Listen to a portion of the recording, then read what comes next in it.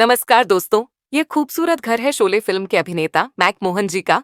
उनका ये घर मुंबई में अंधेरी पश्चिम में स्थित है। उनका घर गुलाब कॉटेज पर अंधेरी मुंबई में स्थित है, जो बहुत ही खूबसूरत है। दोस्तों, मैक मोहन जी की मृत्यु हो चुकी है। उनका ये बंगला आज भी बहुत खूबसूरत है। आज हम उनके घर के बारे में और उनकी जिंदगी से जुड़ी हुई वह सच्ची अनसुनी कहानी बताएंगे, जो शायद आप नहीं जानते। तो बने रहिए वीडियो के अंत तक। प्यारे दोस्तों, मेरी यादें में आपका दिल से स्वागत है। आज हम बात करेंगे एक ऐसे चेहरे की जिसने फिल्मों में कभी लीड रोल नहीं किया, पर उसकी मौजूदगी हर फ्रेम में महसूस होती थी। वो खामोश था, पर उसकी आंखों में कहानियां थीं। उसकी आवाज में नहीं, उसकी मौन मौजूदगी में डर था, रौब था और एक रहस्य भी। आज हम बात कर रहे हैं सांभा, यानी मैकमोहन की। मैकमोहन का जन्म हुआ था 24 अप्रैल 1938 को अविभाजित भारत के कराची में। माता पिता ने इनका नाम मोहन रखा था।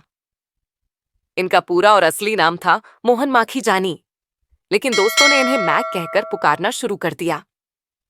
इनके पिता ब्रिटिश आर्मी में कर्नल की हैसियत से सेवारत थे और वो चाहते थे कि ये भी बड़े होकर आर्मी ही ज्वाइन करें।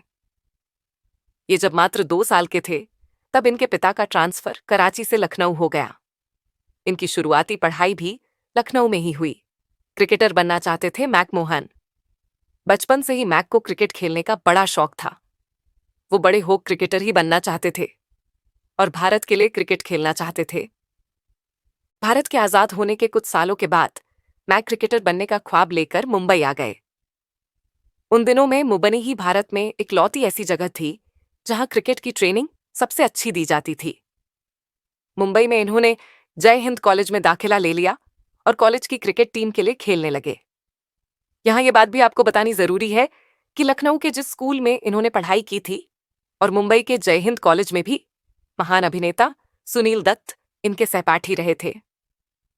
क्रिकेट तो ये खेलते ही थे, इन्होंने अपने कॉलेज में होने वाले नाटकों में भी हिस्सा लेना शुरू कर दिया। इसी दौरान एक नाटक में इनकी एक्टिंग अभिनेत्री शौकत कैफी ने देखी। शौकत को इनकी एक्टिंग बड़ी पसंद आई। उन्होंने मैकमोहन को सलाह दी कि ये अच्छी एक्टिंग करते हैं, इसीलिए एक्टिंग करना जारी रखें और इप्टा भी ज्वाइन कर लें। शौकत कैफी की बात मैक को बड़ी सही लगी। उन्होंने एक्टिंग को सीरियसली लेना शुरू कर दिया और एक्टिंग की बारीकियां सीखने के लिए फिल्मालय नाट्य संस्थान में दाखिला भी ले लिया। उसके बाद ये मशहूर फिल्म मेकर चेतन आनंद के साथ बतौर असिस्टेंट डायरेक्टर काम करने लगे और फिर आखिरकार वो फिल्म आई जिसमें मैकमोहन को पहली दफा कैमरा फेस करने का मौका मिला। कहना चाहिए कि चेतन आनंद ने अपने इस चेले के काम से खुश होकर अपनी फिल्म में इसे कैमरा फेस करने का मौका दिया। मेरे प्यारे दोस्तों, शोले मूवी में मैकमोहन ने किसका किरदार निभाया था? क्या आप जानते हैं? कमेंट में उस किरदार का नाम जरूर बताएं। ये फिल्म थी 1954 में रिलीज हुई हकीकत। हालांकि इससे पहले ये जंगली और चा चा चा में नजर आ चुके थे, लेकिन उन फिल्मों में ये केवल खानापूर्ति वाले एक्टर थे। इन्हें एक भी डायलॉग नहीं मिला था। इनकी दूसरी फिल्म थी आओ प्यार करें, जो कि 1964 में ही रिलीज हुई थी। इस फिल्म में भी इन्होंने एक छोटा रोल निभाया था, लेकिन वो रोल इन्होंने बड़े ही माहिराना अंदाज में निभाया था। वैसे तो इन्होंने अपने फिल्मी करियर में 200 से भी ज्यादा फिल्मों में काम किया था, लेकिन इन्हें सबसे ज्यादा पॉपुलैरिटी मिली थी शोले से। शोले में इनका केवल एक ही डायलॉग था, लेकिन उसी डायलॉग ने इन्हें हिंदुस्तान के बच्चे बच्चे के बीच में लोकप्रिय कर दिया। शोले फिल्म से जुड़ा एक किस्सा कुछ कुछ यूं है कि शोले के प्रीमियर में मैकमोहन भी थे। फिल्म जब खत्म हुई तो मैक की आंखों में आंसू थे। वो बेहद दुखी थे। मैक ने फिल्म के डायरेक्टर रमेश सिप्पी से कहा, तुमने मेरे सारे सीन काट दिए। इस पर रमेश सिप्पी ने इन्हें जवाब दिया कि फिल्म काफी ज्यादा लंबी हो रही थी, इसलिए तुम्हारे सीन काटने पड़े। केवल तुम्हारे ही नहीं, और भी कईयों के सीन काटे गए हैं। लेकिन मैक, अगर ये फिल्म चल गई तो पूरी दुनिया तुम्हें सांभा के नाम से जानेगी। हुआ भी कुछ ऐसा ही। शोले की रिलीज के बाद इनका डायलॉग पूरे 50,000 हर किसी की जुबान पर चढ़ गया। अभिनेता मैकमोहन की कौन कौन सी फिल्में हैं, जो आप सबसे ज्यादा उनके किरदार को पसंद करते हैं? क्या बताना चाहेंगे? इनके करियर की आखिरी फिल्म थी 2010 में रिलीज हुई अतिथि तुम कब जाओगे। मैकमोहन ने केवल फिल्मों में ही नहीं, छोटे पर्दे पर भी काम किया था। इन्होंने जी हॉरर शो की कई सीरीज में काम किया था। मैकमोहन ने केवल हिंदी ही नहीं, भोजपुरी, गुजराती, हरियाणवी, मराठी, पंजाबी और सिंधी फिल्मों में भी काम किया था। इसके अलावा इन्होंने कई फिल्मों के लिए डबिंग भी की थी। कहा जाता है कि केवल उड़िया भाषा को छोड़कर मैक ने लगभग हर भारतीय भाषा की फिल्मों में अपनी आवाज दी थी। साथ ही अंग्रेजी, रशियन, प्रसी रशियन और स्पेनिश भाषा की फिल्मों को भी मैक ने अपनी आवाज दी थी। मैकमोहन की निजी जिंदगी की बात करें तो इन्होंने मिनी से साल 1986 में शादी की थी। मिनी एक आयुर्वेदिक डॉक्टर हैं। मिनी से इन्हें 2 बेटियां, मंजरी मां की जानी और विनिता मां की जानी तथा एक बेटा विक्रांत मां की जानी हुई। इनकी बड़ी बेटी मंजरी मां की जानी भी फिल्म इंडस्ट्री में एक्टिव हैं और वो एक राइटर, प्रोड्यूसर और डायरेक्टर हैं। मशहूर अभिनेत्री रवीना टंडन मैकमोहन की सगी भांजी हैं। एक तस्वीर को लेकर होती हैं कई तरह की बातें। फिल्म इंडस्ट्री के लोग मैकमोहन को एक नेकदिल इंसान कहते थे। बताया जाता है कि मैक बेहद मृदुभाषी और बेहद पढ़े लिखे इंसान थे। अंग्रेजी भाषा पर मैक की जबरदस्त पकड़ थी। वो न केवल बढ़िया अंग्रेजी बोलते थे, बल्कि अंग्रेजी में लिखते भी थे। लेकिन मैक में कुछ गंदी आदतें भी थीं। ये आदतें वे थी बेहद शराब पीना और हद से ज्यादा सिगरेट पीना। कहा जाता है कि सिगरेट के तो मैक इतने ज्यादा आदी थे कि एक सिगरेट बुझती नहीं थी और वो उसी सिगरेट से दूसरी जला लिया करते थे। उनकी यही आदत आखिरी में उनकी सबसे बड़ी दुश्मन साबित हुई। सिगरेट का धुआं चुपचाप मैक के फेफड़ों को अंदर ही अंदर खाता रहा। फिल्म अतिथि तुम कब जाओगे की शूटिंग के दौरान इनकी तबीयत खराब रहने लगी। डॉक्टर ने जांच की तो पता चला कि इनके फेफड़ों में कैंसर है। इनकी तबीयत दिन ब दिन खराब होने लगी।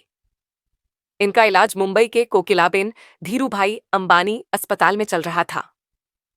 लेकिन कैंसर के सामने ये ज्यादा दिन टिक ना सके। आखिरकार 10 मई 2010 को दिग्गज अभिनेता मैकमोहन ने इस दुनिया को हमेशा के लिए अलविदा कह दिया।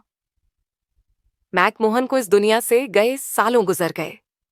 वो अपने आप में एक बेहद अनोखे इंसान और बड़े ही शानदार अभिनेता थे। भले ही फिल्मों में वो ज्यादातर विलेन के किरदारों में नजर आए हों, लेकिन असल जिंदगी में मैकमोहन एक बड़े जिंदादिल किस्म के इंसान थे। मैकमोहन अधिकतर फिल्मों में विलेन के किरदार में ही नजर आए हैं। एक इंटरव्यू में मैकमोहन ने बताया था कि उन्होंने उत्तर प्रदेश की क्रिकेट टीम के लिए भी खेला था। फिर एक वक्त ऐसा भी आया जब उन्होंने तय कर लिया कि अब उन्हें क्रिकेटर बनना ही है। उन्होंने जब रंगमंच को देखा तो उनकी इसमें रुचि जागी। मशहूर गीतकार कैफी आजमी की पत्नी शौकत कैफी, जो कि आईपीटीए की सदस्य थीं, एक स्टेज ड्रामा डायरेक्ट कर रही थीं, जिसका नाम था इलेक्शन का टिकट। उसके लिए उन्हें एक दुबले पतले लेकिन साफ बोलने वाले शख्स की जरूरत थी। मैकमोहन के किसी दोस्त ने उन्हें इसके बारे में बताया। उन्हें पैसों की जरूरत थी, लिहाजा सिर्फ थोड़े बहुत पैसे कमाने के लिए उन्होंने शौकत कैफी से नाटक में काम मांगने के लिए मुलाकात की और यहीं से मैकमोहन का एक्टिंग करियर शुरू हो गया। नवंबर 2010 में जब मैकमोहन अतिथि तुम कब जाओगे की शूटिंग कर रहे थे तो उनकी तबीयत खराब हुई। तभी उन्हें मुंबई के कोकिलाबेन धीरूभाई अंबानी अस्पताल में दाखिल किया गया, जहां डॉक्टरों ने बताया कि उनके फेफड़ों में ट्यूमर है। इसके बाद उनका लंबा इलाज चला, लेकिन उनकी तबीयत लगातार बिगड़ती चली गई। 1 साल बाद ही 10 मई 2010 को मैकमोहन हमेशा के लिए दुनिया को अलविदा कह गए। वह अपने पीछे पत्नी मिनी, 2 बेटियां मंजरी व विनती और एक बेटा विक्रांत छोड़ गए। मैकमोहन की मौत पर अमिताभ बच्चन ने अपने ब्लॉग पर दुख जताते हुए लिखा, यह बताते हुए दुख हो रहा है कि मैकमोहन इस दुनिया में नहीं रहे। वह कोमल हृदय वाली आत्मा थे। वह सभी का बहुत ध्यान रखने वाले व्यक्ति थे। अमिताभ ने कहा कि उन्हें कई वजहों से याद किया जाएगा, लेकिन शायद उनका संदर्भ हमेशा शोले के सांभा के रूप में दिया जाएगा। मैक मोहन की दोनों बेटियां फिल्म इंडस्ट्री में एक्टिव हैं। विनती और मंजरी दोनों ही फिल्मों में एक्टिव हैं। मंजरी ने तो एमी में भी अपनी जगह बनाई है। पेशे से राइटर, डायरेक्टर और प्रोड्यूसर मंजरी ने कई अमेरिकन और हिंदी फिल्में बनाई हैं। मंजरी को सफलता फिल्म स्कैटर गर्ल और स्पिन से मिली है। उन्होंने कई शॉर्ट फिल्में the last marble, the corner table और आईसीयू भी बनाई है। वह वेकअप सिड और सात खून माफ में असिस्टेंट डायरेक्टर के तौर पर भी काम कर चुकी हैं। स्पिन मूवी के लिए वह एमी अवार्ड्स में नॉमिनेट हो चुकी हैं। बात करें विनती की, तो उन्होंने बतौर प्रोड्यूसर और एक्ट्रेस शाह रुख खान की माए name is Khan, the corner table और स्केटर गर्ल में काम किया है। वह अपने पिता के नाम का प्रोडक्शन हाउस मैक प्रोडक्शंस चलाती हैं। मेरे प्यारे दोस्तों, मैक मोहन जी के घर के बारे में जानकारी और उनकी जिंदगी से जुड़ी हुई अनसुनी कहानी जानकर आपको कैसा लगा कमेंट में जरूर बताएं। शोले मूवी में मैक मोहन जी का किरदार आपको कैसा लगता है जरूर बताएं। दोस्तों, अगर आपने अभी तक हमारे YouTube चैनल माय मेमोरी इसको सब्सक्राइब नहीं किया है तो ऐसी ही अनसुनी सच्ची कहानी जानने के लिए चैनल को सब्सक्राइब करना ना भूले। मिलेंगे फिर नई एक अनसुनी कहानी के साथ। बहुत बहुत धन्यवाद।